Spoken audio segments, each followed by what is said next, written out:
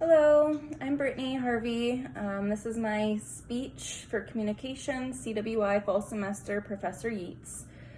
I'm talking about something today that is special to me, important to me, I should say, as I have gone through it myself, and I want others to be aware.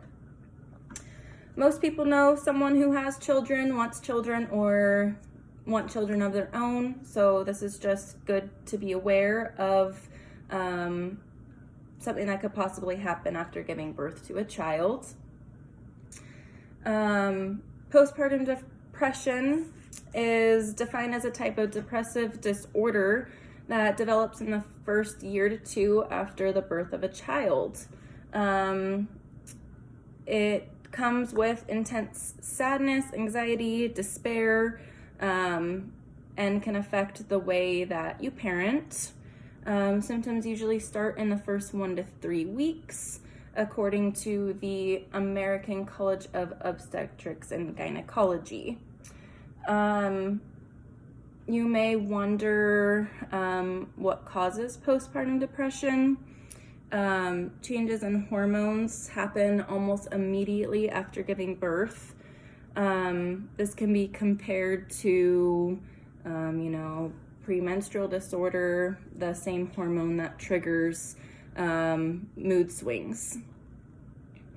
If you have a history of depression, you'll always have a greater risk of developing postpartum depression. And many people don't know that fathers can also develop it. According to the CDC, 4% of fathers develop postpartum depression, and this can be involved with feelings of sadness, fatigue, overwhelming anxiety, changes in sleeping and eating patterns. Typically, we see fathers develop postpartum depression if they have a history of depression, if they're going through a divorce or relationship problems, or if they have financial problems. And usually it's the younger fathers who are diagnosed with this.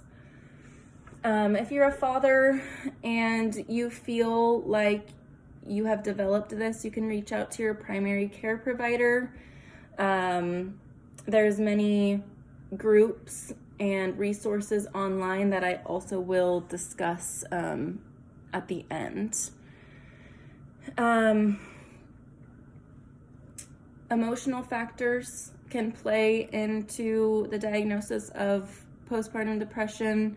For example, if this was an unplanned pregnancy, if you're a single parent, if you were widowed during your pregnancy, if you had a traumatic birth experience, which that was my case, chronic fatigue, chronic health problems, if you had a preemie or sick baby that was in the hospital for a while, that could be very triggering and could cause postpartum depression.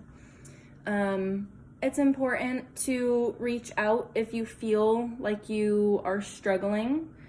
There's many resources out there. National Women's Health Info Center is a good one. You can reach out to your OB. They have local support groups in hospitals and birth centers around town. And if you feel like you're to the point of thoughts that you would be better off dead or thoughts of suicide, you can always call the suicide hotline number, which is 1-800-273-TALK or 8255. I'm going to tell a story about a woman named Andrea Yates. In June 20th of 2001, Andrea Yates killed her 5 children in the bathtub. She drowned them under her care. We later found out that Andrea has struggled for many years with schizophrenia. And the birth of her last child, she developed postpartum depression and postpartum psychosis.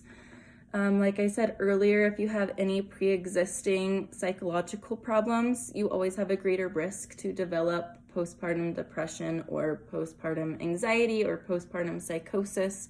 They all kind of play a role in that postpartum phase.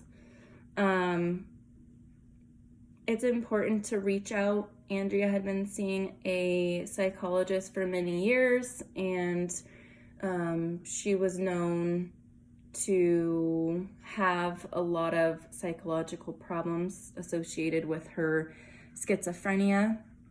And I mean, she made that decision, and in no way is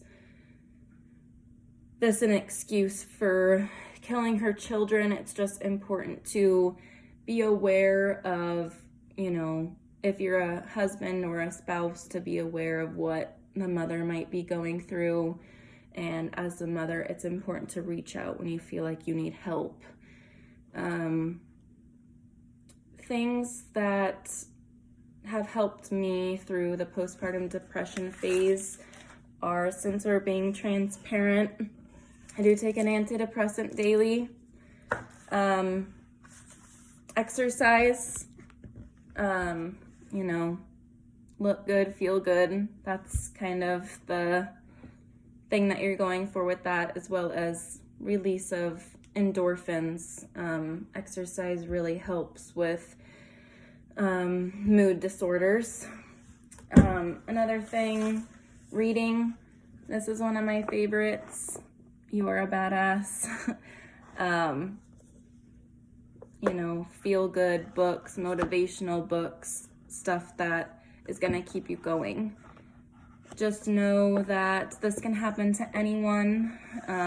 About 1 in 8 mothers experience postpartum depression, and most of the time it does require treatment. It's okay. You shouldn't feel ashamed. We need to get rid of that negative outlook towards depressive and mental health disorders. Just know that there's always someone there to talk, reach out, and know that you're not alone. Thank you for listening.